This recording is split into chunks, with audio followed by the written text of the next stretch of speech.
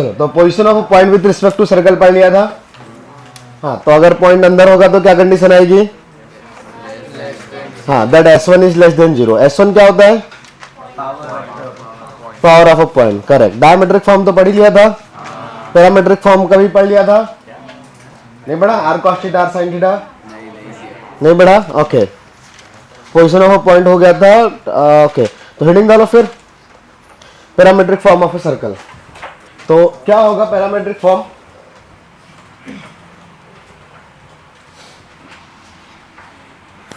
आपके पास कोई भी सर्कल है, सबको दिखाई दे रहा है ना? बैकग्राउंड चेंज करने का जरूरत तो नहीं है ना? Very good. सो लेट्स, ये पॉइंट आपके पास x1, y1 है। आपको पता है ये लेंथ r है। अब सर्कल जब भी बनेगा तो ऑल डायरेक्शंस में सेम ही है, सिमेट्रिक है। तो यहां पे हॉरिजॉन्टल एक्सिस तो रहेगा ही, ठीक है। एक्सिस कहीं पे भी हो, एक हॉरिजॉन्टल लाइन ड्रॉ हो सकती है। तो अगर ये एंगल थीटा है तो पैरामेट्रिक फॉर्म मीन्स मुझे इस x, y का वैल्यू अलग अलग लिखना है, राइट? ऐसे ही होता है। जैसे स्ट्रेट लाइन का पैरामेट्रिक फॉर्म पढ़ा है, क्या होता है? x1 plus r cos theta, y1 plus r sine theta. x और y दोनों अलग अलग लिखते हैं, यहां पे भी सेम काम करना है। तो यहां पे ये डिस्टेंस r है, ये थीटा है। मुझे इस पॉइंट के कोऑर्डिनेट्स चाहिए, तो ऐसा एक राइट एंगल ट्रायंगल बना सकता हूं। इस पॉइंट के कोऑर्डिनेट्स क्या आएंगे बता सकते हो? हॉरिजॉन्टल लाइन पे y हमेशा सेम रहता है, x राइट में आ रहा है ना, तो x इंक्रीज होगा। तो उसके लिए ये लेंथ निकालनी पड़ेगी क्या? तो ये लेंथ कितनी आएगी? r cos theta. So the coordinate of this point में x कितना आएगा? ये पॉइंट अगर x1 है तो ये लेंथ और ऐड कर दो, कितना होगा बताओ, बोलो? x1 plus r cos theta and y will remain same, horizontal line है ना, so it should be y1।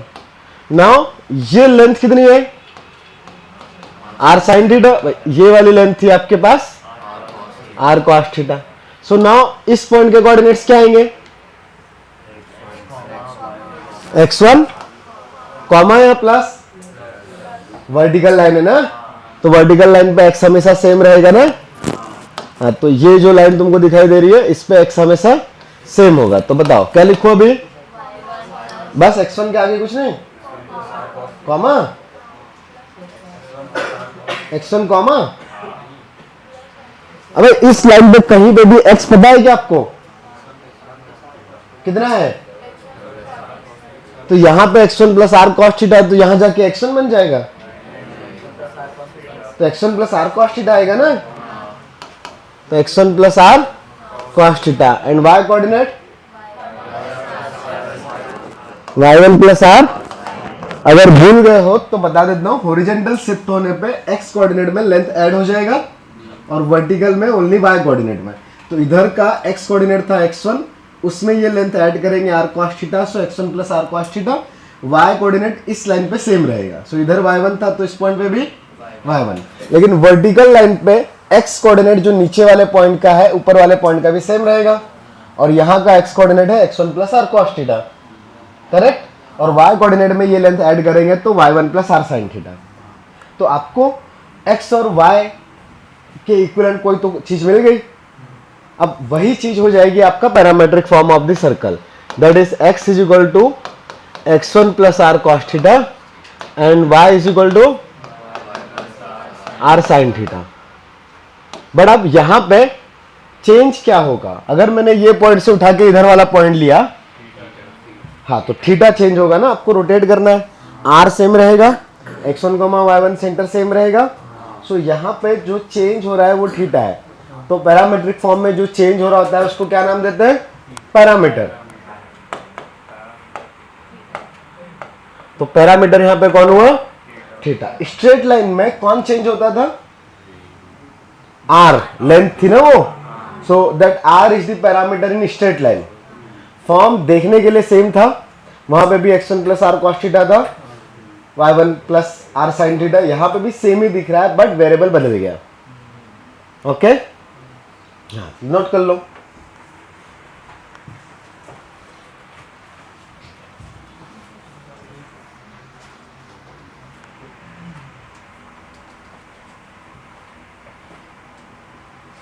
Intercept पढ़ लिया था, intercept on the axis 2√g² minus AC by क्या था, सही है। तो एक्स इंटरसेप्ट वाई इंटरसेप्ट पढ़ लिए थे तो बढ़िया है।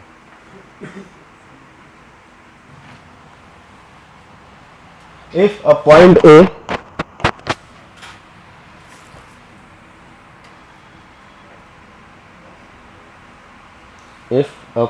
ए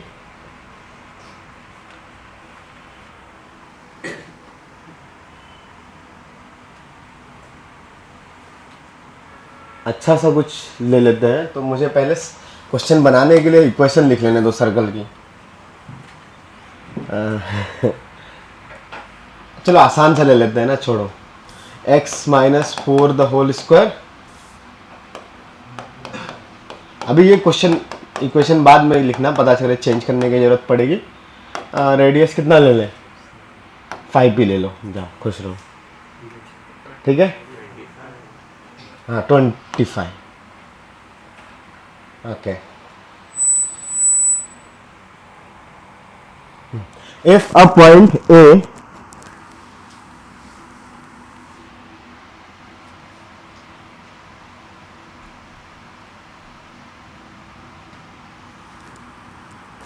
(9 by 2, if a point A 9 by 2,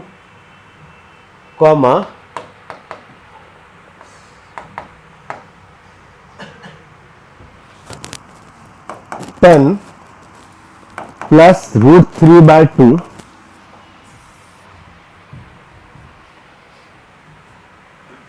5√3 sorry 10 plus, गड़बड़ी कर रहा हूँ क्या, रुक जाओ। 4 + 7/2 कितना होता है, 9/2 नहीं होता, वही गलती करी मैंने। 8 + 5 13/2, इसको 13/2 करो। इफ अ पॉइंट है 13/2, 10 + 5√3/2 lies on the circle x² - 4 the whole square plus y - 5 the whole square equal to 25. If a point 13/2, 10 + 5√3/2 lies on the circle and B is the opposite point of diameter AB, and B is the opposite point of diameter AB, then find the coordinates of point B.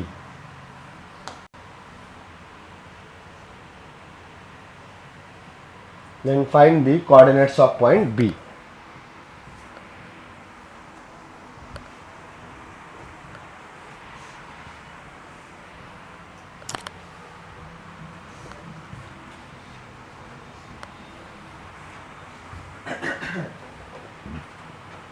ये आदित्य कितने दिनों से नहीं आया, कल आया था।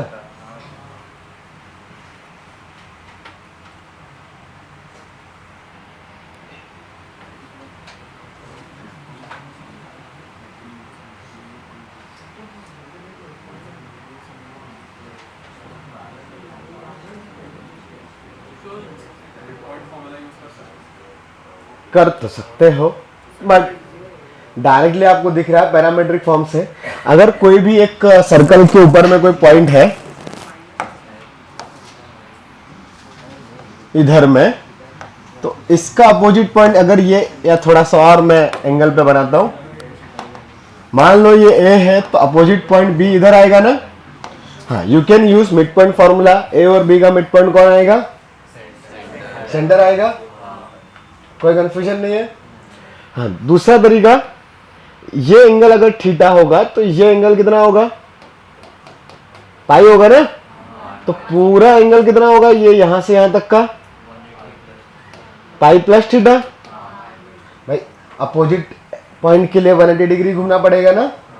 तो आपको पॉइंट ए के कोऑर्डिनेट्स डायरेक्टली दिख रहा है 13/2 कॉमा 10 प्लस 5√3/2, ऐसा 2 अलग किया तो ये डायरेक्टली दिख रहा है, तो मैं लिखा हुआ है 4 प्लस 5/2 कॉमा 5 प्लस 5√3/2। तो ये तुमको directly x1 plus r cos theta comma y1 plus r sine theta के फॉर्म में दिखाई दे रहे हैं क्या? x1 comma y1 was the centre ना। हाँ, इसमें x1 कॉमा y1 कौन था आपके पास? सेंटर। तो सेंटर 4 और 5 डायरेक्टली कंपेयर करके देख सकते हो। और r का वैल्यू कितना है? 5। तो ये 5 का मल्टीपल भी आ रहा है आपके पास, इधर भी आ रहा है, इधर भी आ रहा है। तो cos थीटा का वैल्यू कितना है? cos थीटा का वैल्यू हाफ है। sin थीटा का वैल्यू, हाँ, दोनों को कंपेयर किया तो cos theta is half, sin theta is √3/2। So theta equal to कितना आएगा? 60 degree. Then pi plus theta कितना आएगा? पाई प्लस 60 लिख देंगे, करेक्ट। तो फिर पॉइंट बी क्या आएगा? 4 प्लस 5 कॉस उसका angle pi plus 60 degree, correct. Plus नहीं सॉरी कॉमा वाई कोऑर्डिनेट कितना? 5 plus 5 correct sine pi plus 60 और cos pi plus 60 is minus cos 60, that is minus half ना। तो ये क्या जाएगा? 4 minus 5/2 comma sine pi plus theta is also minus sine theta, तो 5 minus 5√3/2। हाँ, और सिंप्लीफाई कर सकते हो, correct. 3/2 comma 10 minus 5√3/2। Okay, obviously mid point से कर ही सकते हैं, शायद थोड़ा सा और आसान भी रहेगा, बट अभी हम सीख रहे हैं तो इसलिए हमने अभी पैरामेट्रिक फॉर्म से किया। समझ में आया पैरामेट्रिक फॉर्म का एप्लीकेशन? Very good. क्या हुआ?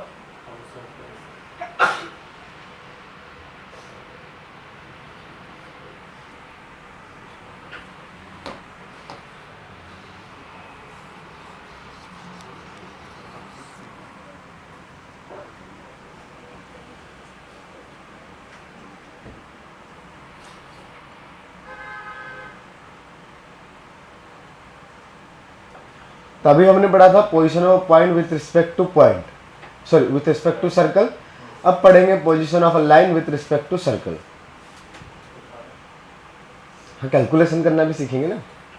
पढ़ लिया था टच करने की कंडीशन और वो सब। A line touches the circle, intersect the circle, तो वो लिखो अभी लाइन एंड सर्कल, हेडिंग डालो।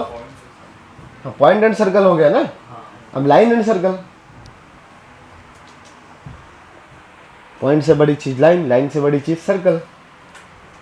अभी पॉइंट सर्कल आया, लाइन सर्कल आया, तो रुद्राक्ष थर्ड वाला क्या पढ़ेंगे? सही बात है।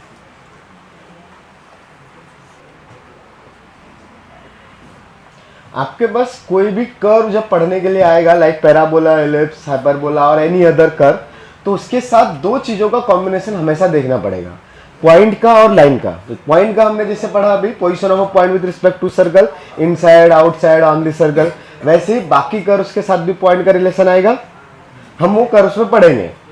फिर लाइन का भी सबके साथ रिलेशन आएगा, बट कुछ चीजें लाइन के लिए कैलकुलेशंस के लिए हमेशा सेम रहती है।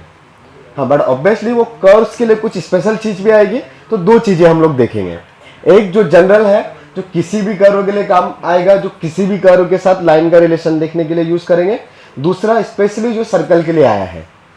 तो लाइन एंड सर्कल में आपके पास लाइन और सर्कल के तीन रिलेशन हो सकते हैं। लाइन ऐसे बाहर से जाए, आउटसाइड लाइन हो जाए, या फिर टच करे, और एक क्या हो सकता है, अंदर से कट करे। अब लाइन है कट करने वाली, तो उसका नाम क्या होता है? सेकेंड। ये जो बीच का लेंथ होता है, अगर इतने कोई लाइन सेगमेंट ले तो उसको क्या बोलते हैं? कॉर्ड। इनसाइड किसी भी 2 पॉइंट्स को ज्वाइन करने वाली लाइन को क्या बोलते हैं? कॉर्ड। ऐसे ही बोलते हैं ना? हाँ, और ये क्या आ जाएगा? सेकेंड। और ये क्या होगा? ये वाली लाइन टेंजेंट। और ये अलग से कुछ इसका नाम नहीं है, बस ऐसा बोल सकते हैं non intersecting non touching line. Mean this line does not meet the circle, so non लिख लेना तुम, ठीक है? Non intersecting non touching line. अब एक जनरल मेथड क्या होगा आपके पास? 2 डिग्री का कर्व मतलब सर्कल। तो इस सर्कल का इक्वेशन कुछ तो रहेगा, जैसे फॉर एग्जांपल मैंने लिख दिया x square plus y square plus 2gx plus c is equal to 0। अब इन लाइंस का इक्वेशन कुछ तो रहेगा, लेट्स मैंने y is equal to mx plus c के फॉर्म में लिख दिया। ओके, नाउ लाइन का और सर्कल का for second line 2 different points पे इंटरसेक्शन होना चाहिए। If line and circle meeting at 2 different points, then it will be second line. अगर दोनों एक ही पॉइंट पे मिल रहे हैं that is tangent, और अगर इंटरसेक्शन नहीं है तो आउटसाइड वाली लाइन हो जाएगी। तो अब ये 2 डिग्री का कर्व है, और 2 डिग्री के लिए हमने बहुत अच्छी चीज पढ़ के रखी है। एक इक्वेशन पढ़ रखा है 2 डिग्री का, क्वाड्रेटिक पढ़ा है ना सबने? तो अगर मैंने इन दोनों के इंटरसेक्शन निकाले, दैट इज y को यहां पे सब्स्टिट्यूट किया, एक्स स्क्वायर प्लस, ये मैं इंटरसेक्शन के लिए कर रहा हूं, राइट? तो इंटरसेक्शन के लिए क्या कर रहा हूं मैं? Substitute y is equal to mx plus c in circle. तो 2gx प्लस 2fmx प्लस, अच्छा इसको अलग लेना पड़ेगा ना, C1 ये एक और C बैठा है C, ये सब्स्टिट्यूट करोगे, इसको इक्वल टू 0 करके सॉल्व करना है आपको। तो अब ये कंप्लीट इक्वेशन x में एक क्वाड्रेटिक है क्या? है ना? बट इसके कितने सॉल्यूशंस हो सकते हैं? Either 2, either 1, either 0। तब सिर्फ कंडीशन आइडेंटिफाई करना है कि कब 2 होंगे, कब 1 आएगा और कब कुछ नहीं आएगा। तो क्या चीज यूज करेंगे? डिस्क्रिमिनेंट ऑफ दिस क्वाड्रेटिक ना। सो यहां से d की बातें करेंगे। सो पहला केस, अगर 2 डिफरेंट पॉइंट्स पे इंटरसेक्ट कर रहे हैं, देन कितने डिफरेंट रूट्स? समझ में आ रहा है? If 2 different roots, then d should be, तो इस लाइन के लिए d should be greater than 0। For the tangent line d equal to 0, 1 root, or we can say 1 repeating root, correct? So for 1 repeating root, d should be 0। और बाहर वाली line के लिए क्या आएगा? करेक्ट, इसके लिए d ग्रेटर देन 0 था, इसके लिए d इक्वल टू 0 था, इसके लिए d लेस देन 0 था।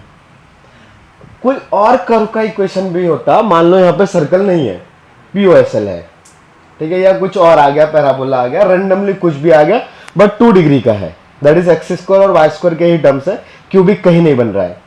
तो आप लाइन को सब्स्टिट्यूट करोगे तो एवरी टाइम एक क्वाड्रेटिक ही क्रिएट होगा ना। अब क्वाड्रेटिक क्रिएट होगा तो 2 डिफरेंट पॉइंट के लिए ऑलवेज उसका क्या ग्रेटर होना चाहिए? d ग्रेटर देन 0 होना चाहिए, discriminant, and for equal to tangent के लिए d इक्वल टू 0। तो ये वाला मेथड आपके पास एवरी कर्व के लिए पॉसिबल है, हमेशा कुछ भी आ जाए, नॉट नेसेसरी कि वो सर्कल है। बस ये कंडीशन आपको अगर चेक करना है कि लाइन किसी भी कर्व के रेस्पेक्ट में किस प्लेस पे है, दैट इज टेंजेंट है, सीकेंट है और नॉन इंटरसेक्टिंग लाइंस है, तो आप डायरेक्टली सब्स्टिट्यूट करके ए और बी फाइंड कर सकते हो। अदरवाइज सीधा सब्स्टिट्यूट करके d ग्रेटर देन और less than equal to 0 apply करना है। बात समझ में आ रही है? इससे सर्कल है इसका कुछ फर्क नहीं पड़ रहा, बिकॉज हमने यहाँ पे सर्कल की कोई अलग से प्रॉपर्टी यूज नहीं करी है। मैंने कोई और भी कर्व लिया होता, ऐसे मान लो कुछ भी रैंडम दिख रहा है, तो मान लो कि एक लाइन इसको 2 पॉइंट्स पे कट कर रही है, तो इसके लिए 2 डिफरेंट रूट्स आने चाहिए थे, इसके लिए 1 आना चाहिए था, मान लो कि 1 आना चाहिए था, और यहाँ पे कुछ नहीं आना चाहिए था, ठीक है? तो नॉट नेसेसरी कि वो सर्कल है, ऐसा कुछ रहेगा तब भी चलेगा। हाँ, लेकिन अब सर्कल की वजह से कुछ स्पेशल चीज भी आती है। तो ये तो था मेरे पास एक मेथड वन जो हम लोग बहुत रेयरली यूज करते हैं for the circle, because obviously वो सब्स्टिट्यूट करके क्वाड्रेटिक बनाने में आलसी आती है अपने को यहाँ पे, क्योंकि लेंथ ही जाता है। बहुत अच्छे नंबर से तो आप कर सकते हो, नो इशू, बट दूसरा मेथड भी आपके पास है, करेक्ट, रेडियस वाला। डिस्टेंस सर्कल की तो प्रॉपर्टी यही है ना, सेंटर से डिस्टेंस अगर r रहेगा किसी पॉइंट का, लाइज ऑन द सर्कल। अगर कोई पॉइंट अंदर रहेगा तो लेस देन रेडियस, बाहर रहेगा तो ग्रेटर देन रेडियस। तब अगर मेरे पास लाइन भी है तो लाइन के लिए भी तो सेंटर से डिस्टेंस, परपेंडिकुलर डिस्टेंस चेक कर सकते हैं ना। तो आपको डायरेक्टली दिख रहा है कि इनसाइड वाली लाइन के लिए और टेंजेंट वाली लाइन के लिए और एक बाहर वाली लाइन के लिए चीजें अलग अलग रहेगी। तीनों लाइंस का डिस्टेंस अलग अलग आएगा और किससे कंपेयर करेंगे? रेडियस से। So if d is the perpendicular distance between line and circle of the center of the circle, मतलब d क्या है? Perpendicular distance of line from center of the circle.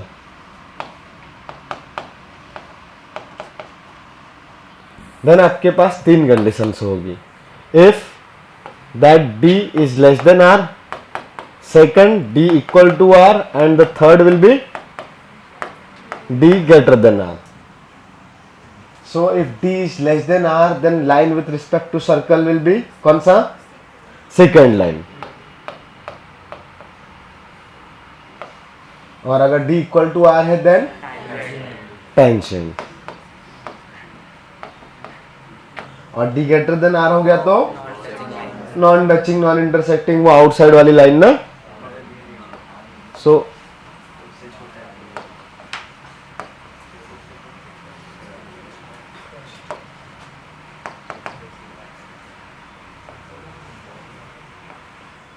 कोई कंफ्यूजन? नोट कर सकते हो।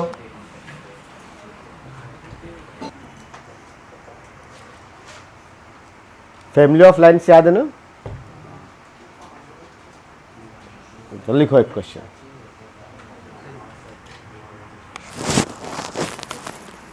Find the number of values of m, find the number of values of m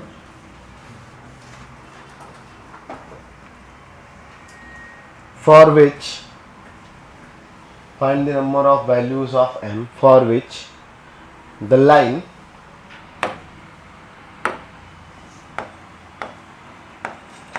three x minus four y, sorry 3x minus my plus 6 is equal to, क्या कह रहे? हाँ, plus 6 is equal to 0 touches the circle x square plus y square minus 4x plus 6y minus 3 equal to 0।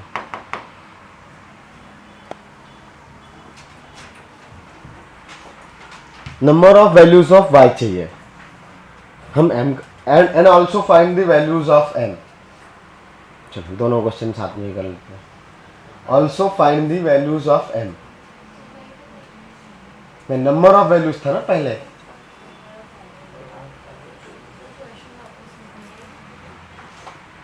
find the number of values of n, find the number of values of n if 3x minus my plus 6 is equal to 0, 3x minus my plus 6 is equal to 0 touches this circle x square plus y square minus 4x plus 6y minus 3 equal to 0। Board पे लिखे हैं दोनों equation. Also find the values of m, कितनी values आएगी? Necessary है हाँ necessary नहीं है, बट हाँ डेटा के साथ में है वो आ जाएगी 2। यस, आंसर 2 आएगा, बट ऑलवेज आप 2 आंसर नहीं दे सकते, यहाँ पे 2 आएगा आंसर, 2 डिफरेंट लाइन्स बनेगी। और वैल्यू क्या आएगी m की? हाँ बहुत खराब आ रही है ना? हाँ बहुत खराब होगी, वो मन उल्टे सीधे नंबर से है। सही बात है तुम्हारी, ट्राई करता हूं मैं।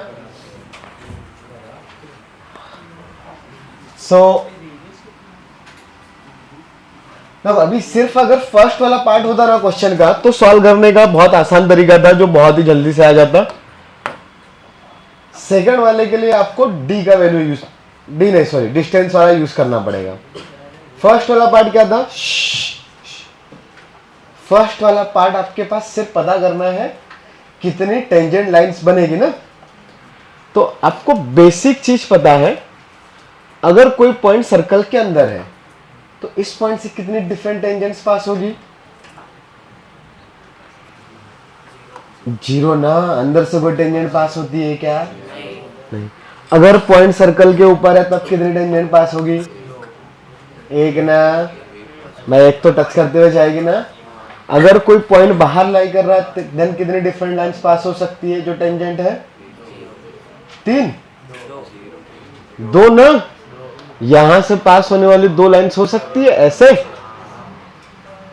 और एक ऐसे।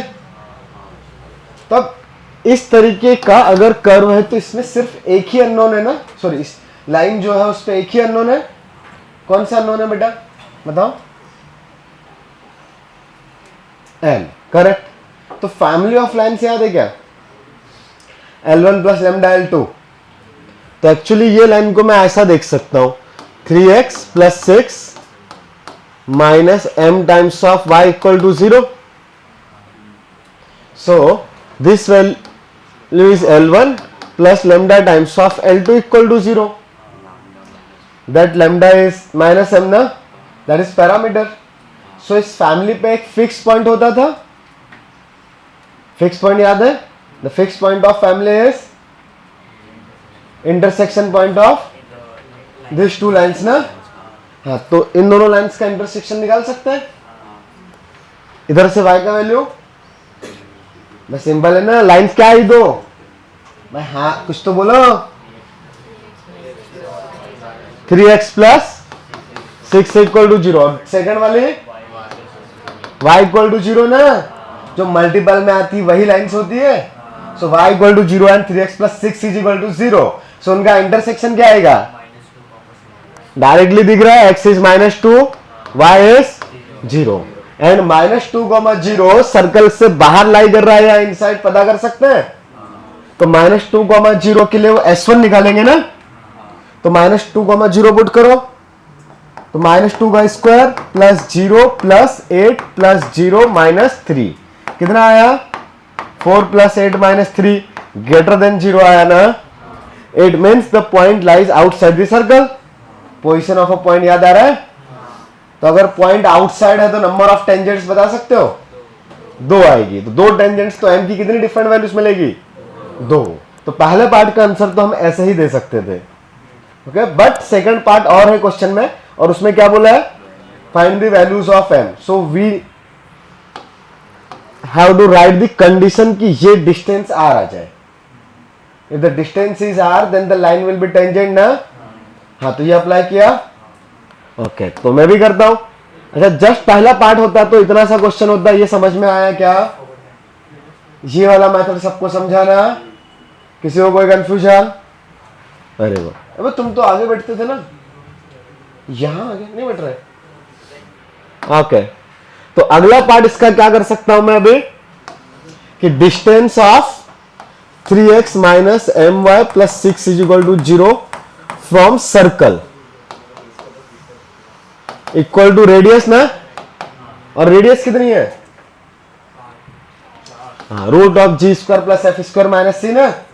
g का वैल्यू 2, तो 2 का square 4 plus 3 square is 9 minus minus plus 3 हो जाएगा। तो 9 प्लस 4 प्लस 3 16, दैट इज 4। तो ये 4 आना चाहिए। और सेंटर क्या है? 2, -3 ना। तो तो सेंटर से डिस्टेंस उसका 4 आना चाहिए। निकाल सकते हैं distance between point and line. बताओ बेटा क्या लिखूं मैं? हाँ तुम बताओ। Distance of 2, -3 from the line 3x - my + 6 कैसे लिखूं? करेक्ट। तो 3 2 जा 6 प्लस 3m + 6 डिवाइडेड बाय, चलो very good, √3² + m² that is 9 + m² and that whole mod should equal to कितना? बताओ कितना आना चाहिए बेटा सामने? बताओ बताओ, तुक्का मार दो सही जाएगा। नहीं पता? ओके देखो ये क्या कर रहे हैं बेटा, हम डिस्टेंस निकाल रहे हैं सेंटर का from the line. Centre was 2, 3 2, -3, तो ये डिस्टेंस फॉर्मूला याद है ना आपको, ax1 + by1 + c √a² + b², उसमें सब्स्टिट्यूट किया। सो ये डिस्टेंस हो गई सेंटर से लाइन का। Now if the line is tangent then this distance should equal to कितना? r ना। ये फ्रॉम सेंटर लिखा, from center of the circle लिखना था, from the center of circle. So किसके इक्वल आना चाहिए? रेडियस के ना। तो बताओ क्या लिखो बेटा सामने? 4 करेक्ट। अब इसको सॉल्व कर सकते हैं, दोनों साइड स्क्वायर करना पड़ेगा। तो इधर लिखा हुआ है 3m + 12 the whole square is equal to 4 × √9 + m² the whole square. ओ बाप रे, अच्छा ऐसा अजीब सा क्वाड्रेटिक बन रहा है। क्या करें, बन रहा है तो बनने दो, क्या फर्क पड़ता है अपने को। 9m² + 144 प्लस कितना आएगा? 24 3 जा 72 m इक्वल टू 16 × 9 + 16 × m²। तो सबको इधर ले जाओ तो -7 m², 72 तो एज इट इज रहेगा। ओहो तो आसान बन गया। तो एक m कॉमन निकाला तो दूसरा सब सही किया ना, -7m + 72। So there are 2 m's, m equal to 0 and m is equal to, हाँ प्लस हो जाएगा ना ये 72/7। यही आंसर आए थे। सर अगर m का अलग डिफरेंट वैल्यूज और वैल्यू एक्चुअल वैल्यू पूछ रहा है तो फैमिली ऑफ लाइंस वाला जरूरत ही नहीं था। हाँ वो मैंने सिर्फ, अगर पहला पार्ट होता बोला भी था ये कि अगर सिर्फ फर्स्ट पार्ट क्वेश्चन था तो हम वैसा कर सकते थे, बट क्वेश्चन में सेकंड पार्ट भी है तो फिर यही काम करेंगे। ऑटोमेटिकली आपके पास नंबर ऑफ वैल्यूज आपको पता चल गई। यस, फैमिली ऑफ लाइन वाला लॉजिक क्या था ये समझो पहले तो उसके लिए हमने क्या किया, ये सर्कल और पॉइंट का पोजीशन देखा। एक पॉइंट लाइज आउटसाइड, देन वहां से कितनी डिफरेंट टेंजेंट्स ड्रॉ की जा सकती है? 2। अंदर है तो नॉट पॉसिबल ना, 0। ऑन द सर्कल है तब है, करेक्ट। ये लॉजिक था अपने माइंड में। तो अब सेकंड चीज आया कि यार पॉइंट है किधर, इधर तो लाइन गिवन है। सो वो जो भी लाइन है, अगर हमें ये पता है कि वो फैमिली ऑफ लाइंस के फॉर्म में लिखा है और किसी एक फिक्स पॉइंट से पास हो रहा है, मान लो सारी लाइंस यहां से पास हो रही है, ऐसे कितनी भी है, अगर आपको फिक्स पॉइंट पता चल गया तो ये पॉइंट अंदर है या बाहर है, अगर ये पता चल जाए तो आप डिसाइड कर सकते हो।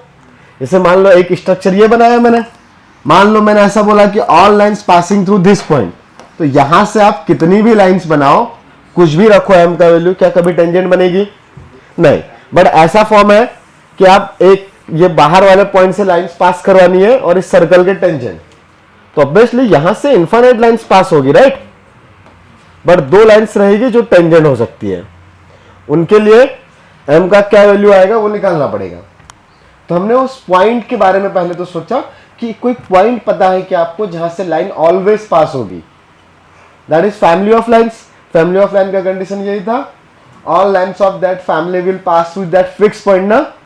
बट यहाँ पे वो पॉइंट नहीं गिवन था, यहाँ पे फैमिली का इक्वेशन गिवन था। और कंफ्यूज करने के लिए लैम्डा भी नहीं गिवन था, उन्होंने m लिखा है, but m is the unknown parameter ना, तो मैं लैम्डा लिखूं कि -m लिखूं, क्या फर्क पड़ता है। तो फिर यहां पे हमने कंपेयर किया कि ये वाला चीज क्या है, तो माइंड में अपने आया कि भाई ये L1 plus lambda L2 type का चीज दिख रहा है, ठीक है। लेकिन फिर L1 और L2 यहां से कंपेयर कर सकते हैं, तो एक पैरामीटर के मल्टीपल वाला इक्वेशन, दूसरा विदाउट पैरामीटर वाला इक्वेशन, एक L1 होगा तो दूसरा L2।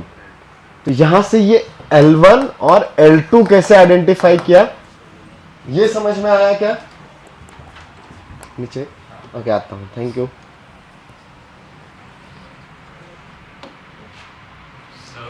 बोलो, ये L1 और L2 कैसे आइडेंटिफाई हुआ है, ये समझ में आया क्या सबको? हाँ, L1 L2 आइडेंटिफाई हुआ, तो क्या वो फिक्स पॉइंट ढूंढ सकते हैं इस फैमिली पे? अब फैमिली के बारे में सोच रहे हैं, अभी सर्कल को थोड़ी देर के लिए साइड में रखा है, अभी किसके बारे में सोच रहे हैं? फैमिली के बारे में। क्यों फैमिली? बिकॉज उस पर फिक्स पॉइंट ढूंढना है। तो फिक्स पॉइंट क्या होता है फैमिली का? दोनों लाइंस का इंटरसेक्शन, और दोनों लाइंस L1 और L2 ही तो है। तो इधर तो बड़ी आसान सी इक्वेशन है, ये डायरेक्टली y का वैल्यू कितना है? 0, और x का वैल्यू -6/3, दैट इज, तो फिक्स पॉइंट क्या हो गया? यस, ये आ गया मेरे पास फिक्स्ड पॉइंट ऑन फैमिली। और फिर इसका पोजीशन देखा विथ रिस्पेक्ट टू सर्कल। अब फैमिली का काम खत्म, पॉइंट मिल गया, नाउ सर्कल की पास आ जाते हैं। तो सर्कल के रेस्पेक्ट में पोजीशन देखा पॉइंट का, और उसके लिए क्या रिक्वायर्ड होता है? S1। S1 पढ़ा था ना, पॉजिटिव या नेगेटिव रहेगा, तो पॉजिटिव आया, हो गया, ठीक है।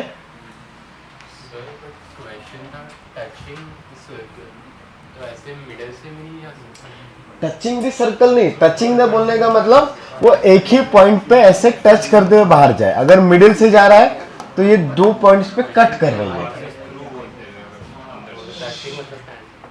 टचिंग मतलब टेंजेंट, पासेज थ्रू, हाँ ऐसा बोल देते, कट्स एट 2 पॉइंट्स ऐसा कुछ बोलते तो सेकेंड होता।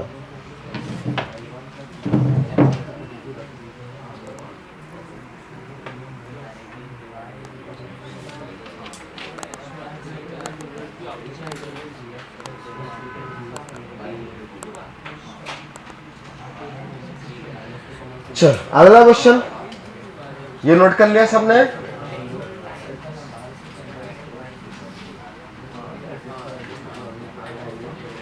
Find the value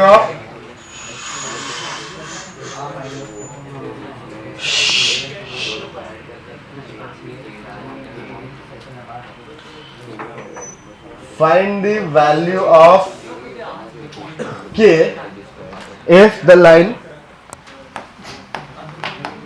3x plus 4y is equal to k touches the circle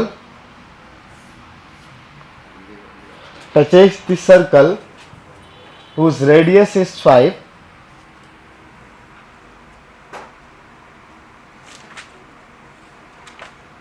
and center is 5,0। मैं 2 मिनट में आ रहा हूं।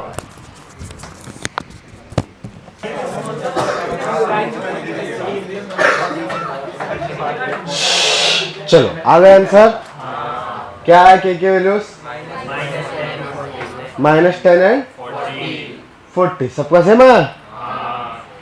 सेम आया तो सही आया होगा, फिर भी चेक कर लेते हैं। क्या बोला था? Circle with centre at 5,0 with radius 5। तब उसको ही ये लाइन टच करे तो सेंटर से इसका डिस्टेंस वुड इक्वल टू 5। तो लाइन है 3x plus 4y minus k, इसमें पॉइंट पुट करेंगे 5,0। तो 15 plus 0 minus k by root of 3 square plus 4 square का मॉड इज 5। तो ये भी 5 आ गया, तो 15 minus k का मॉड इज 25, तो 15 माइनस के इज प्लस माइनस 25, तो एक बार के का वैल्यू आ जाएगा -40,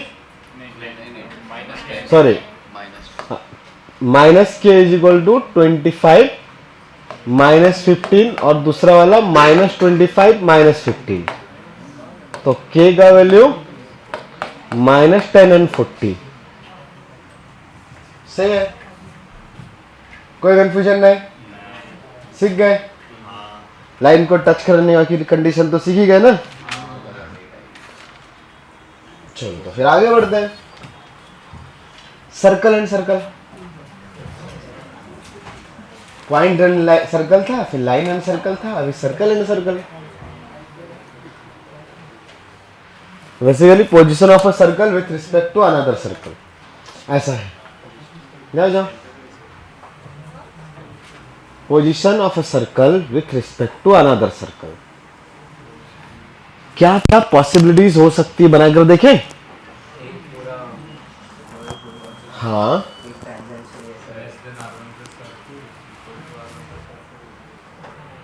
कर पहला केस, दो सर्कल दूर दूर हो जाए ऐसे, one circle lies completely outside the other circle. First case ऐसा हो सकता है। Now the second case, correct, one two circles touch each other but externally. और भी कुछ हो सकता है।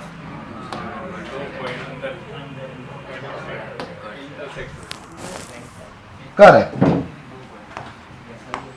To circles intersect each other at two different points, ऐसा भी हो सकता है। ऐसा मूवमेंट समझ में आ रहा है, जैसे चांद ऐसे पास में आता है ना, हाँ वैसे हो रहा है। दूर था, इधर अभी टच किया, कट किया, फिर आगे क्या होगा, अंदर से टच करेगा ना।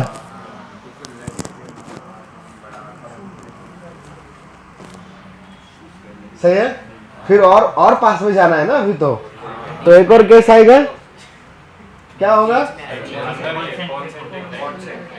मतलब कॉन्सेंट्रिक तो खैर बहुत स्पेशल केस हो गया। अभी हम सिर्फ वो टच करने वाली कंडीशन बात कर रहे हैं, तो इसके अंदर में कहीं पे भी बन गया। ओके, कोई कंफ्यूजन।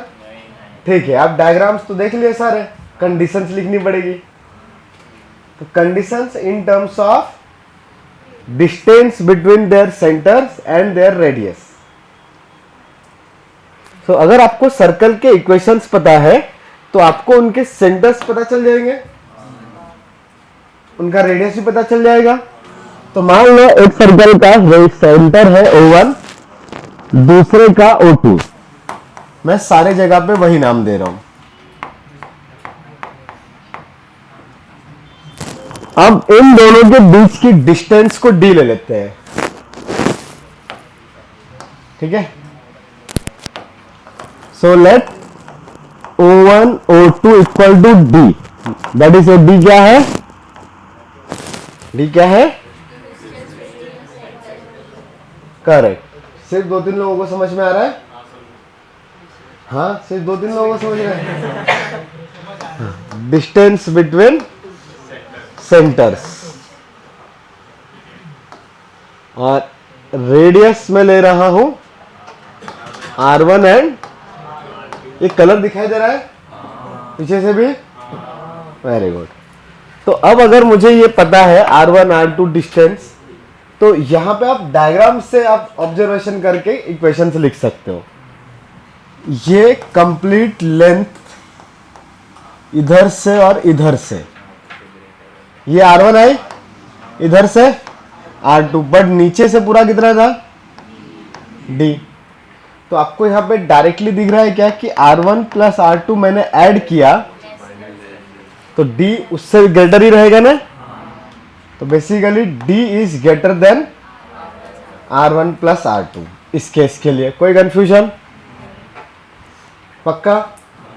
D अब कितना भी ग्रेटर आ जाए, अगर R1 प्लस R2 से ग्रेटर है तो दोनों सर्कल एक दूसरे से बाहर ही रहेंगे। तब कितना ग्रेटर है उसके कैलकुलेशंस का कोई रिक्वायरमेंट नहीं है, जस्ट दो सेंटर्स के बीच का डिस्टेंस उनके दोनों रेडियस के एडिशन से ग्रेटर है, then two circle will lies outside to each other. इधर में क्या होगा? करेक्ट, ये लेंथ R1 होगी तो इसके साइड वाली ये R2 होगी, और उस पूरे को ही काउंट करेंगे तो D आएगा ना। तो basically D should equal to R1 plus R2। So externally touch करने का कंडीशन हो गया D is equal to R1 plus R2।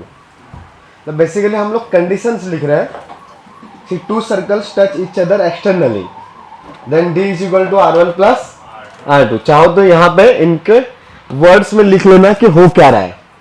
जिससे पहले वाले के लिए both circle lies outside to each other, second वाले के लिए both circle touch each other externally.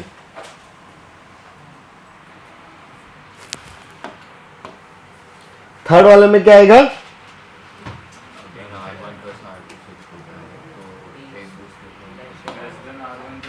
Correct, yes, ये R1 और दूसरा R2 तो दिख रहा है ना। R1 प्लस R2 करेंगे तो बीच वाला लेंथ 2 बार काउंट हो जाएगा। तो D का वैल्यू तो लेकिन एक ही बार काउंट करना है। सो वी कैन राइट कि D का वैल्यू लेस देन रहेगा R1 प्लस R2 से। बट जब भी लेस देन आएगा तो हमें सोचना पड़ेगा कितना लेस देन। क्यों सोचना पड़ेगा? बिकॉज ये दो कंडीशन में भी आप देखोगे, मान लो ये सेंटर था O1 और ये है O2, तो ये लेंथ आएगी ना D। लेकिन R1 और R2 की बातें करूंगा मैं तो इतना लेंथ हो गया, नहीं गड़बड़, ये पूरा लेंथ यहां से यहां तक का R1 और ये दूसरा वाला R2। तो इसमें डायरेक्टली तुमको दिख रहा है D plus R2 is equal to R1 ना। करेक्ट, तो यहीं पे तो D खत्म हो रहा था और यहीं से R2 स्टार्ट हो रहा है। तो D plus R2 is R1, so D is equal to R1 minus R2। Correct, तो R1 माइनस R2 भी तो R1 प्लस R2 से स्मॉलर ही आएगा। आपको पता ही है R1 minus R2 will be less than R1 plus R2, और इधर D भी R1 प्लस R2 से स्मॉलर है। तो फिर ये कैटेगराइज करने के लिए कि कट कर रहा है या इंटरनली टच कर रहा है, हमें दूसरी कंडीशन भी लिखना पड़ेगा। जस्ट R1 प्लस R2 से स्मॉलर है ये इनफ नहीं है। ओके, हाँ, तो अगर इक्वल देखो, अभी ये D पहले इससे ग्रेटर था, D एडिशन से ग्रेटर था, फिर एडिशन के इक्वल हुआ, फिर एडिशन से स्मॉलर हुआ। अब डिफरेंस के टर्म्स में डिफरेंस ऐसे टच करने के लिए इक्वल है, और इधर के लिए क्या आएगा डिफरेंस? ये D आएगा, दो सेंटर्स के बीच का डिस्टेंस, और ये होगा R2 अगर, तो ये पूरा था R1। तो ये दिख रहा है यहां पे D प्लस R2, ये छोटा वाला लेंथ R2 लिया है, राइट।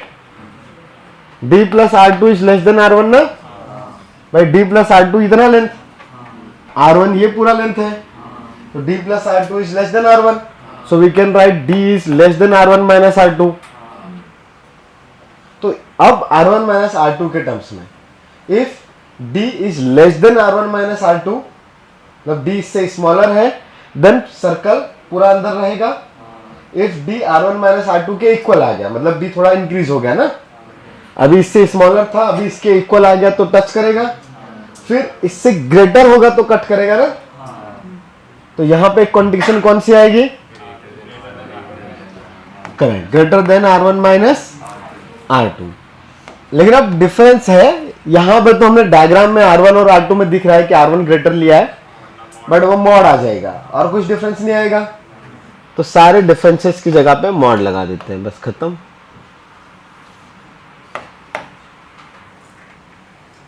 तो क्या कंडीशन आई? अगर सर्कल ऐसे दूर दूर है तो D का वैल्यू R1 प्लस R2 से ग्रेटर होगा, एक्सटर्नली टच होंगे तो R1 प्लस R2 के इक्वल।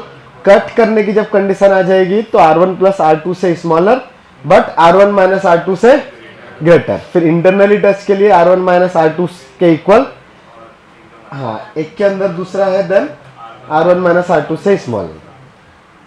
तो ये सब में तुमको डायरेक्टली दिख रहा है कि थर्ड वाला जो केस है उसमें 2 इनइक्वालिटीज है, बाकी सब में आपको सिंगल सिंगल इनइक्वालिटी यूज करनी है।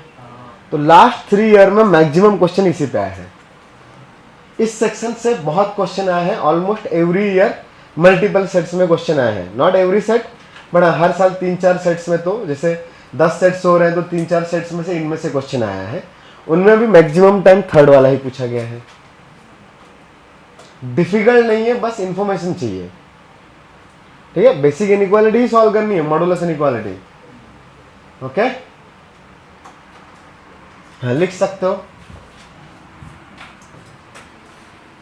वर्ड्स में भी लिख लिया कौन सी कंडीशन को कैसे रीड करेंगे, बिकॉज एग्जाम में वो सर्कल बना के नहीं पूछेगा तुमसे, ठीक है।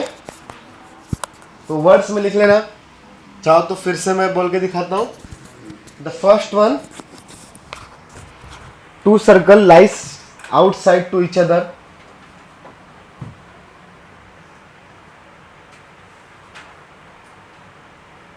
The second one,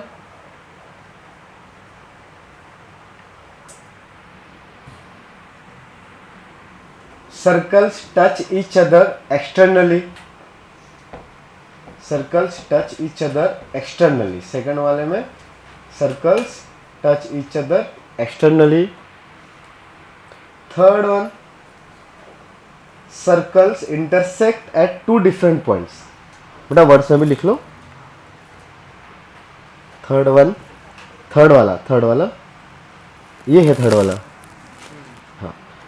circles cut each other at 2 different points, circles cut each other at 2 different points,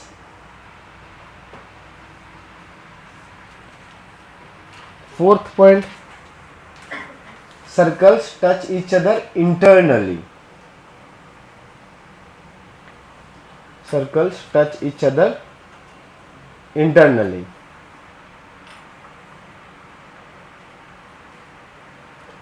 और फिफ्थ वाला, one circle lies completely inside the another circle.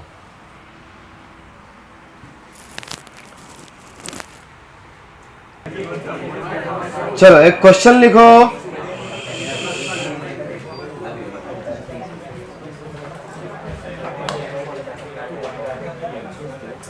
Find the range of R, find the range of R if 2 circles x minus 1 the whole square plus y minus 3 the whole square equal to R square and x minus 4 the whole square plus y minus 1 the whole square equal to 9 intersect at 2 different points.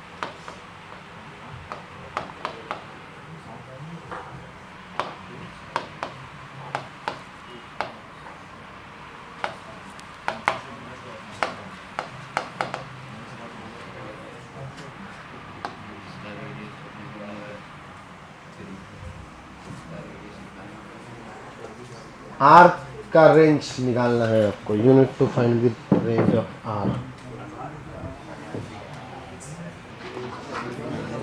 चलो आ गया बेटा, क्या है answer? तो फिर calculation रोक के कैसे बैठे हो, हैं? कुछ आया, कुछ तो आया, आंसर बताओ क्या आया? कुछ तो नंबर आए होंगे ना।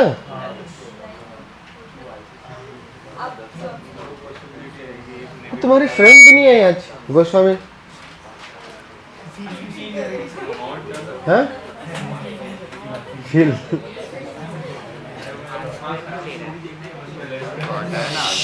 चलो किसी का आंसर आया?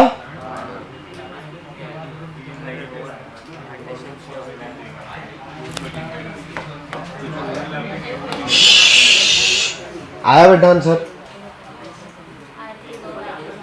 रेंज रेंज, हाँ रेंज ही तो पता नहीं है। क्लोज इंटरवल, ओपन इंटरवल, किसका कहां से क्या वो बताना पड़ेगा ना, रेंज निकालना नहीं। क्या आया बेटा? रूट 13 माइनस यही आ रहा है। चलो 4-5 लोगों का यह सारा, बाकी लोग का यही सेम आ रहा है। ओके, इधर से किसी का आ रहा है सेम आया। चलो देख लेते हैं क्या बोला है, cut each other two different point पे, तो कंडीशन दिमाग में क्या आनी चाहिए, अभी अभी लिखा जो हमने थर्ड वाले पॉइंट में ना, दैट डी का value mode of R1 minus R2 से greater but less than R1 plus R2, correct. तो अब उसके लिए R1 निकालना पड़ेगा, R2 निकालना पड़ेगा और दोनों के सेंटर। तो सेंटर कितना है 1,3। दूसरे का सेंटर ओके, एक R1 का वैल्यू R2 का वैल्यू, बड़ा आसान सा है।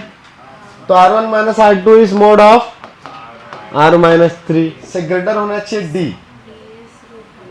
Yes, D is the distance between this two points ना, तो root of 3 square plus 2 square, और ये किससे स्मॉलर होना चाहिए R1 plus R2, that is R plus 3, correct. बस सिंप्लीफाई कर सकते हैं।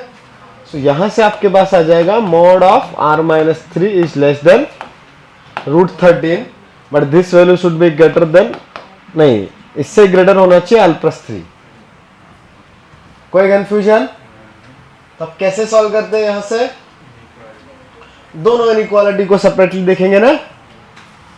तो if mod of R minus 3 is less than root 13, then क्या आएगा बताओ, मोड ओपन करेंगे तो प्लस माइनस लगेगा, तो पॉजिटिव वाले के लिए इनइक्वालिटी एज इट इज रहेगी और नेगेटिव में उल्टी साइड आ जाएगा।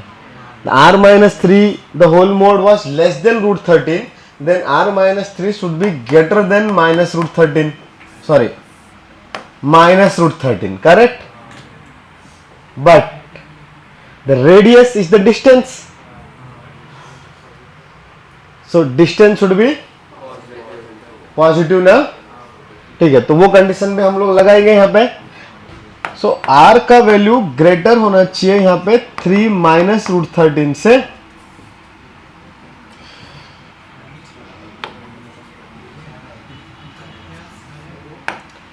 बट लेस होना चाहिए 3 प्लस रूट 13 से। यही एक कंडीशन आई क्या, और दूसरे वाले में क्या आएगा, R का value should be greater than root 13 minus 3।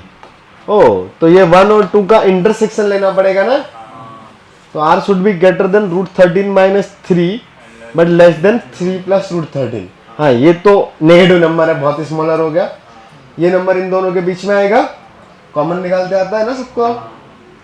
तो 1 intersection 2, the smaller number will be root 13 minus 3 और ग्रेटर नंबर यहां से आएगा 3 प्लस रूट 13। सेम आया था क्या?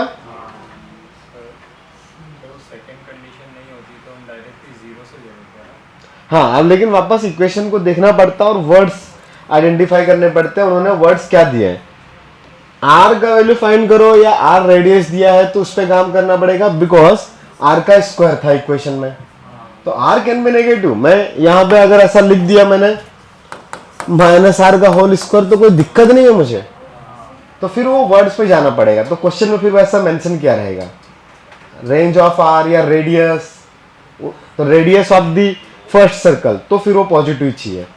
तो फिर अगर रेडियस पूछा है तो obviously we will write 0 to 3 plus root 13। अगर ये कंडीशन नहीं आती तो। सबको समझा? किसका किसका आया था, हाथ ऊपर करें। ओके, ऑलमोस्ट सबका आया था, ठीक है। चलो आगे बढ़े।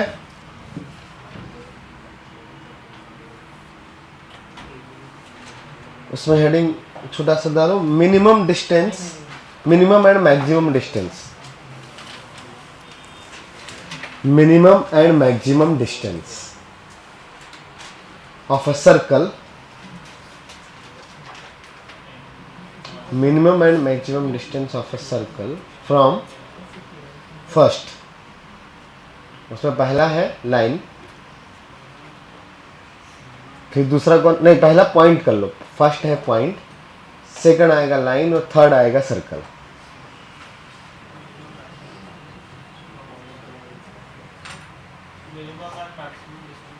Maximum, minimum and maximum distance of a circle from, तो तीन चीजें पढ़ने वाले हैं। The maximum and minimum distance of circle from the point, second from the line and the third from the another circle. सिगली ये जो पोजीशन ऑफ पॉइंट और line और सर्कल पढ़ रहे हैं इसी का पार्ट है, वो भी एक्सटेंडेड वाला. तो सर्कल से डिस्टेंस मीन्स उसके सर्कमफेरेंस के किसी भी पॉइंट से डिस्टेंस. तो मैक्सिमम और मिनिमम डिस्टेंस के लिए आप ज्योमेट्री से सोचोगे तो बहुत अच्छा रहेगा. सो आपको लेट्स मैंने यहाँ पे एक पॉइंट पी रखा है एंड दिस सेंटर इज ओ. आपको सर्कल गिवन है, सर्कल का रेडियस गिवन है, सेंटर गिवन है. ओके, दैट इज सर्कल का इक्वेशन पता है और पॉइंट पी पता है. तो डायरेक्टली ज्योमेट्री से आप देख सकते हो मिनिमम डिस्टेंस और मैक्सिमम डिस्टेंस कौन से पॉइंट से मिलेगी, कौन से पॉइंट से मिले. सर्कल से डिस्टेंस, तो सर्कल के डिफरेंट डिफरेंट पॉइंट्स है ना. ये भी एक पॉइंट है, इधर इधर इधर इधर इधर बहुत सारे पॉइंट्स है. इससे डिस्टेंस कुछ और आएगी, इससे कुछ और आएगी, इस पॉइंट से कुछ और आएगी, सबसे अलग अलग डिस्टेंस आएगी. तो मिनिमम कहाँ पे आएगी और मैक्सिमम कहाँ पे आएगी. तो ओपी वाली लाइन अगर मैं बनाऊं तो सेंटर को ज्वाइन करूं अगर मैं, तो लेट्स एक जगह पे इधर ए पे कट कर रहा है और इधर बी पे. तो आप बता सकते हो maximum minimum. B P will be maximum distance and A P will be, सबसे पास वाला यही पॉइंट है ना. So minimum distance of point P from the any point of the circle, और डिटेल में लिखो तो ऐसा है, from the any point of the circle. तो minimum distance of P from any point of the circle. Notations में जो हमने डायग्राम बनाया है इसमें तो दिख ही रहा है एपी आएगा ना. कैलकुलेशंस में क्या आएगा बताओ. आपको ये पॉइंट पता है x1, y1, ये पॉइंट गिवन है, इसका इक्वेशन भी गिवन है, that is s equal to 0. s क्या होता है, वो पूरा जनरल फॉर्म को s लिखते हैं ना, तो वो गिवन है. तब क्या करेंगे बताओ. थोड़ा जोर से बोलो यार, बहुत सारे लोग लिफ्ट चला रहे हैं लेकिन आवाज किसी की नहीं आ रही. लाइन का इक्वेशन निकल जाएगा और सर्कल और लाइन का बहुत गलत मेथड है. और कोई बताओ, और कुछ बताओ. डिस्टेंस निकालना है, डिस्टेंस. हाँ जोर से बोलो, शायद सही बोल रहे हो. Correct. We need AP that is OP minus R. And what is OP. Distance between point and centre of the circle ना. और रेडियस क्या है, निकाल ही लेंगे. तो लाइन के इक्वेशन की जरूरत है क्या, नहीं ना, सिर्फ ओपी निकालने की जरूरत है. तो अगर ये सर्कल का इक्वेशन दे रखा है तो ओपी निकाल सकते हो या नहीं भाई. OP is equal to distance between P and centre O. Radius तो आ ही जाएगा और आर को हम लोग ले रहे हैं रेडियस. तो अब बताओ फिर मैक्सिमम क्या आएगा.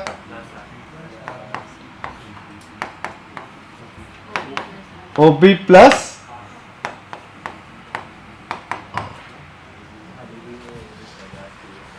लेकिन ये जो मिनिमम वाले में है, हो सकता है ना ये नेगेटिव पॉजिटिव, ये पॉइंट अंदर लाई करे, पी अंदर भी तो लाई कर सकता है, तब भी ये फॉर्मूला काम आएगा क्या. ऑब्वियसली आएगा. मिनिमम डिस्टेंस तो उसी के लॉन्ग मिलेगी. मान लो मैंने यहां पे ले लिया कोई पॉइंट, लेट्स क्यू ले लिया थोड़ी देर के लिए, तो मिनिमम डिस्टेंस तो यही होगी ना, ये मिनिमम होगी और इधर वाली मैक्सिमम. तो ये या हाँ इधर वाला मतलब पूरे रेडियस में से ये माइनस कर दो, सेम ही आएगा ना. हाँ तो यहां पे सिर्फ क्या लगाऊं मैं, मॉड. कुछ डाउट है बेटा, no confusion. Very good. Next part क्या आएगा.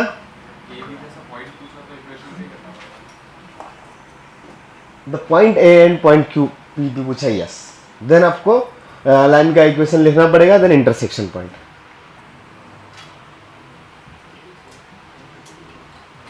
Next circle and line.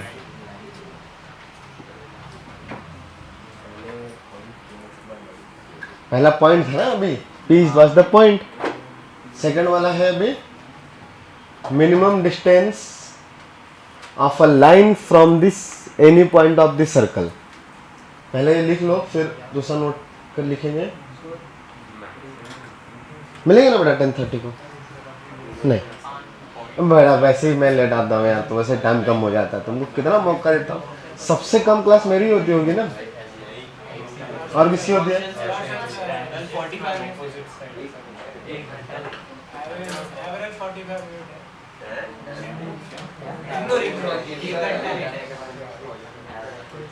हाँ मतलब अपना भी बहुत कमी होता है, थोड़ा पढ़ लेते हैं। चलो कंपटीशन है किशन सर से। टाइम पे आते हैं ना सर, एकदम डॉट। उनको हराएंगे अपन, 2 मिनट जल्दी आएंगे अभी। किशन सर से मैथ सालों से करने का, टाइम पे आएंगे सर। टाइम पे आते ना, मैं थोड़े दिनों में 2 मिनट जल्दी आने लग जाऊंगा। हैं? नहीं करने का ऐसा? देखते हैं। खैर वो मेरे लिए भी मुश्किल है। क्या करें यार, अभी सुबह उठने की आदत ही नहीं है यार, बचपन से कभी। मेरा स्कूल 5वीं में भी 12 एक 5वीं में था जब मैं 5th में, तब मॉर्निंग में लगती थी स्कूल। बाकी हमेशा 12 बजे लगती थी यार। मेरी 4th में भी 10 बजे लगती थी। हाँ 1 to 4 भी 10 बजे स्कूल थी। 6 to 12 मेरी 12 बजे स्कूल थी। कॉलेज तो कब था पता नहीं था बस। कोचिंग भी 10 बजे लगती थी। क्यों उठना है जल्दी यार, है ना?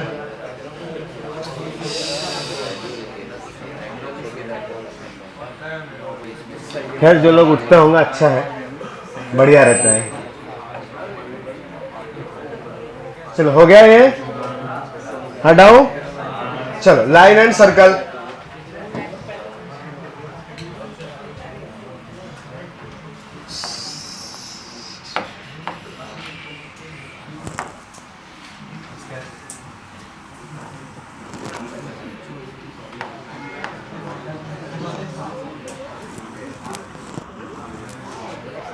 चलो लिखो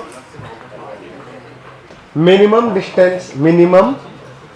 मिनिमम का दूसरा वर्ड भी यूज होता है शॉर्टेस्ट, पता है ना?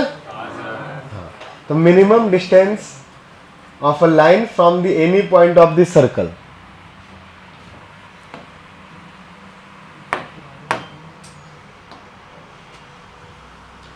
ऑब्वियसली सेम ही कहानी रहेगी, बस यहाँ पे वो पॉइंट पी नहीं गिवन है, लाइन गिवन है। तो मिनिमम डिस्टेंस तो आपको परपेंडिकुलर वाली ही मिलेगी ना।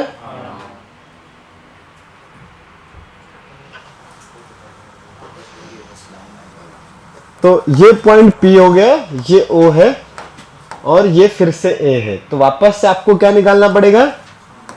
ये D, the perpendicular distance between centre and line. हाँ तो लिखो if D is perpendicular distance between center and line, D, if D is the perpendicular distance between center of the circle and line, if D is the perpendicular distance between center and the line, then minimum distance of any point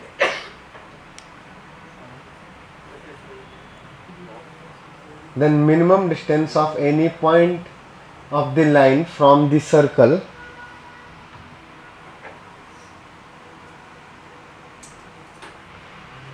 equal to कितना आएगा? D minus R। ठीक है?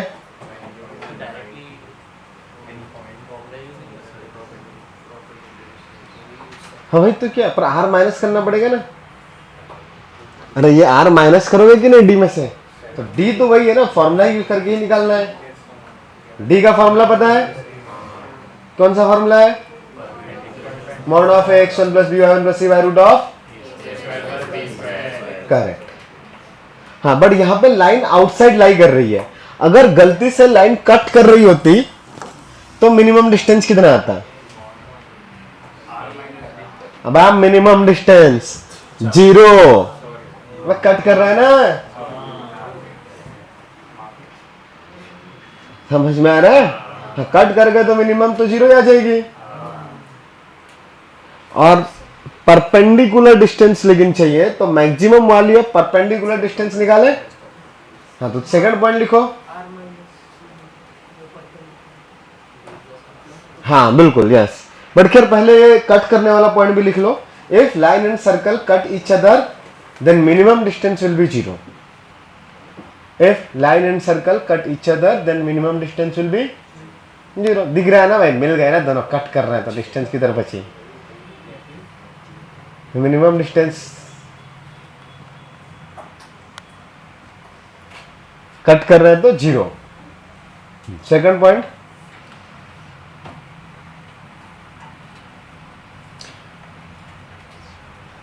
Maximum perpendicular distance between line and circle. Maximum perpendicular distance, हाँ perpendicular होना requirement है, otherwise तो ये infinity पे चले गए भाई, डिस्टेंस कहीं से भी निकाल लो। हाँ, तो वैसा नहीं, वो परपेंडिकुलर मैक्सिमम डिस्टेंस कितना आएगा भाई? ये मिनिमम था ना, तो मैक्सिमम मतलब ये पूरा, तो d प्लस ऐड कर देंगे ना नीचे का r, तो maximum will be d plus r।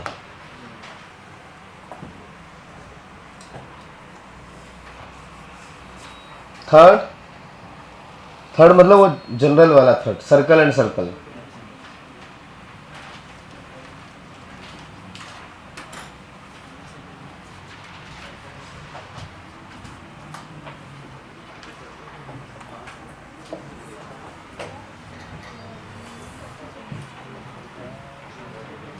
Circle and circle, okay.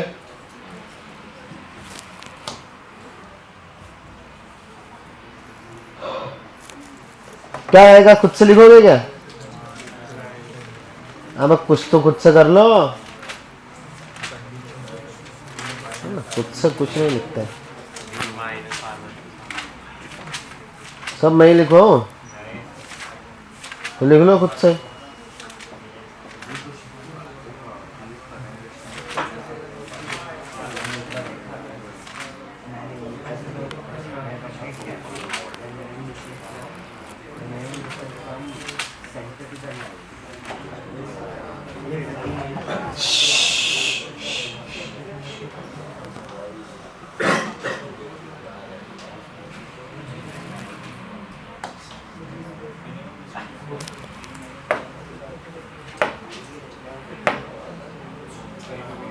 चलो यहां लिख ले मिनिमम एंड मैक्सिमम, यहां पे शायद अपने को समझ में आएगा अच्छे से।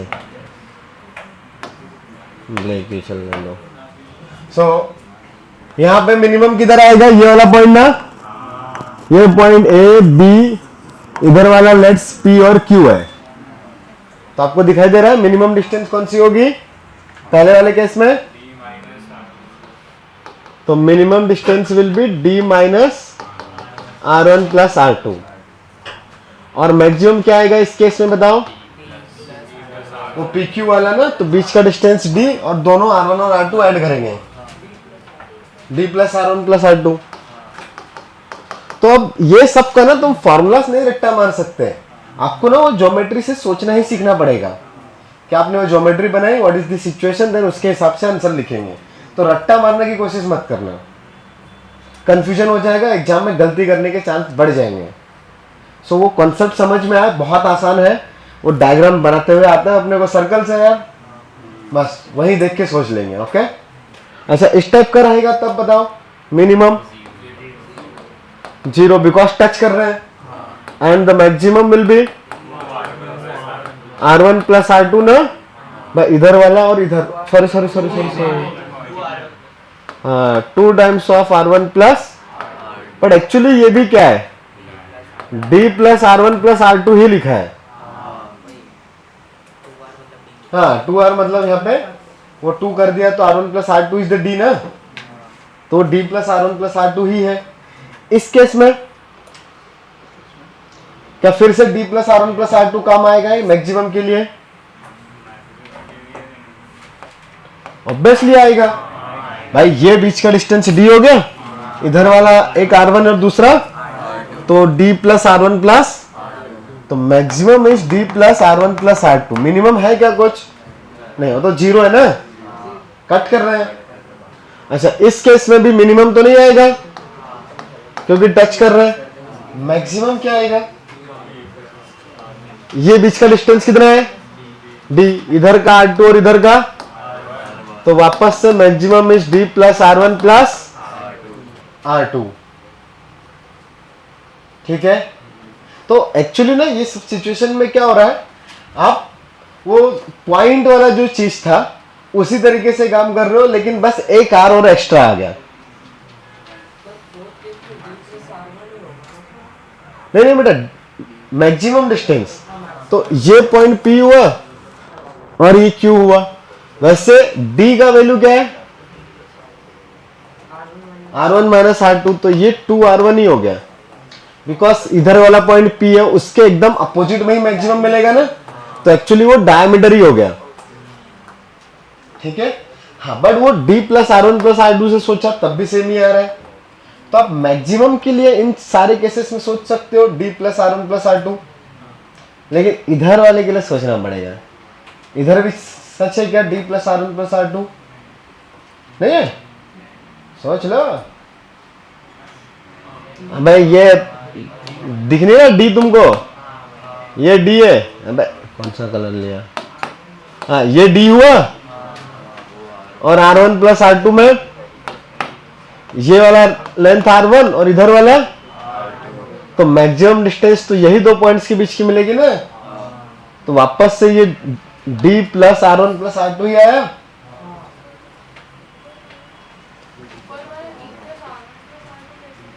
ऊपर वाला, मैं ऊपर वाले का डायग्राम फिर से एक बार बनाता हूं। ये ऐसा सर्कल है, तो ये एक पॉइंट आएगा, लेट्स ये P है और ये Q है। तो मैक्सिमम डिस्टेंस इस छोटे वाले सर्कल का कोई और पॉइंट लिया मैंने तो नहीं मिलने वाला। मैक्सिमम डिस्टेंस तो P से मिलेगी ना, और वो भी Q की एकदम अपोजिट। तो P और Q के बीच का डिस्टेंस निकालना पड़ेगा, करेक्ट? तब उसको अगर मैं D के टर्म्स में देखूं,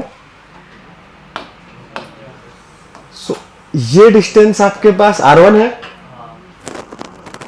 इससे सेंटर तक का डिस्टेंस कितना होगा? D। फिर सेंटर से P तक का डिस्टेंस कितना है? R2। सबको ज्वाइन करेंगे तो D plus R1 plus R2 ही तो आया। ठीक है, यहां पे भी सेम आया क्या? देखो D plus R1 plus R2, तो मैक्सिमम डिस्टेंस हमेशा कितनी आएगी? हाँ, तो आप चाहो तो ये वाला रट्टा मार सकते हो। The maximum distance between the two points of two circles is D plus R1 plus R2, where D is distance between their centers. Correct, तो वो चाहो तो लिख लो। For every type of circles या every case, for every case the maximum distance between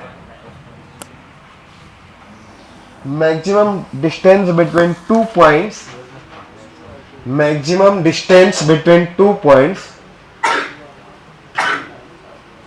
if one point lies on one circle and second point lies on another circle, bracket में वो लिख सकते हो, one point lies on one circle and second point lies on another circle, वो bracket में डाल दोगे तब भी चलेगा। For every case the maximum distance between 2 points of the two circles will be D plus R1 plus R2। कोई सा भी चीज बना लो आप, maximum D plus R1 plus R2 ही है, लेकिन दो केसेस है जहां पे मिनिमम निकालना पड़ेगा जब वो इंटरसेक्टिंग नहीं है। तो सेकंड, थर्ड, फोर्थ में तो आइदर टच कर रहा है आइदर इंटरसेक्ट कर रहा है, बट फर्स्ट वाले केस में आउटसाइड था तो मिनिमम डिस्टेंस आएगा। फिफ्थ वाले में भी आएगा क्या? हाँ, ऑब्वियसली आएगा। मिनिमम डिस्टेंस मतलब ये इधर वाला आ जाएगा ना, ये मिनिमम डिस्टेंस बन जाएगा। कैसे निकालोगे? ये पूरा R1, उसमें से D माइनस कर दो, लेकिन R2 भी माइनस करना पड़ेगा। Correct, R1 minus D minus R2, ऐसा ना? हाँ, ब्रैकेट में D प्लस R2 भी कर सकते हैं, राइट। तो इस केस में मिनिमम ऐसा आएगा, इस केस में मिनिमम अलग था, D minus R1 plus R2 था, इस केस में R minus D minus R2 है। तब वो रट्टा मारने में ना, वो मिनिमम वाले में कंफ्यूजन हो सकता है, इसलिए वो सोच ही लेना तो ज्यादा अच्छा है। ओके, कोई कंफ्यूजन? चलो, तो एक क्वेश्चन करके दिखाओगे? हाँ बोलो।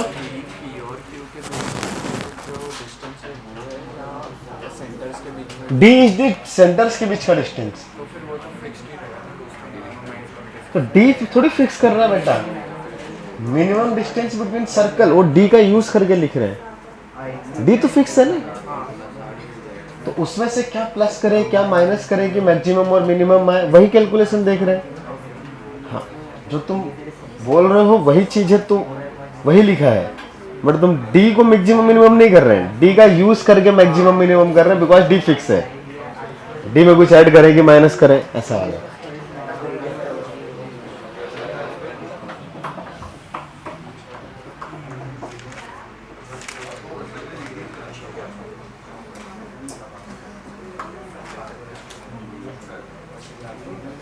यार क्वेश्चन लिखोगे? चलो, find the minimum and maximum distance, find the minimum and maximum, ये हटा दो ना, क्या लो, पॉइंट लो, सर्कल लो, गधो।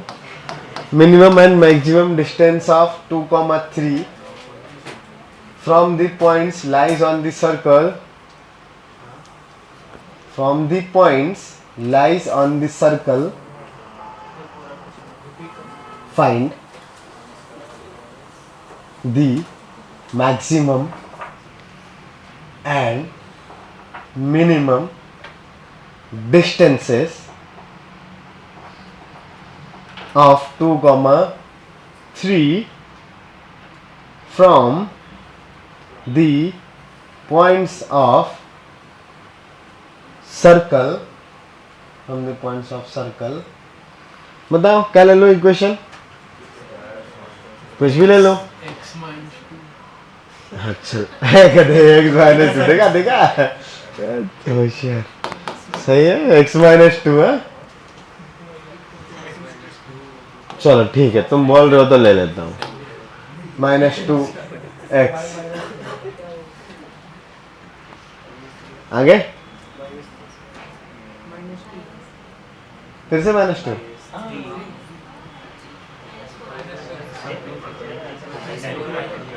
चलो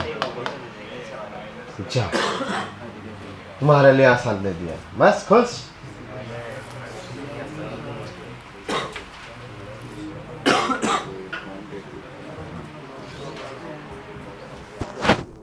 साल करना है बेटा,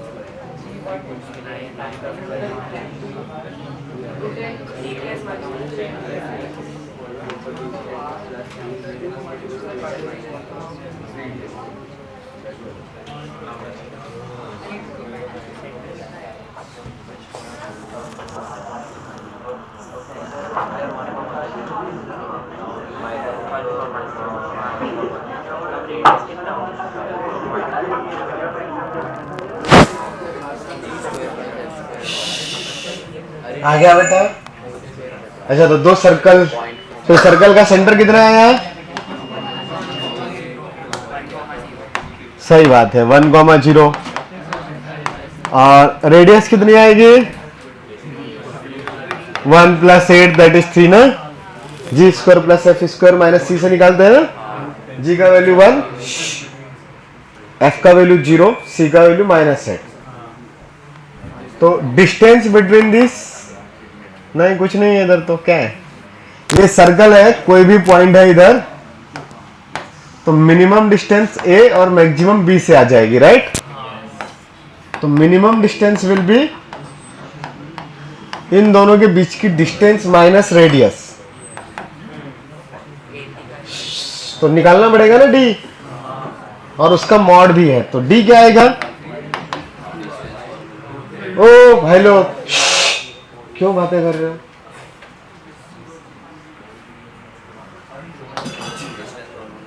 हाँ, तो डी डिस्टेंस फार्मूला निकाल सकते हैं। सेंटर कितना है 1,0 पेज 2, उन दोनों के बीच का डिस्टेंस, तो d इज basically OP, that is root of 1 square plus 3 square, that is root 10। तो मिनिमम डिस्टेंस 10, तो रूट 10 3 से ग्रेटर है ना, तो पॉजिटिव आएगा, तो रूट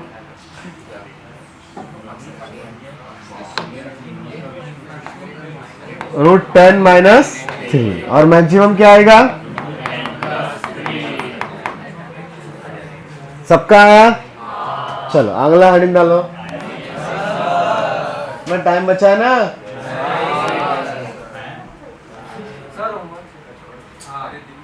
हाँ, होमवर्क क्या दिया था, चलो किसने किसने कर लिया, हाथ ऊपर करें।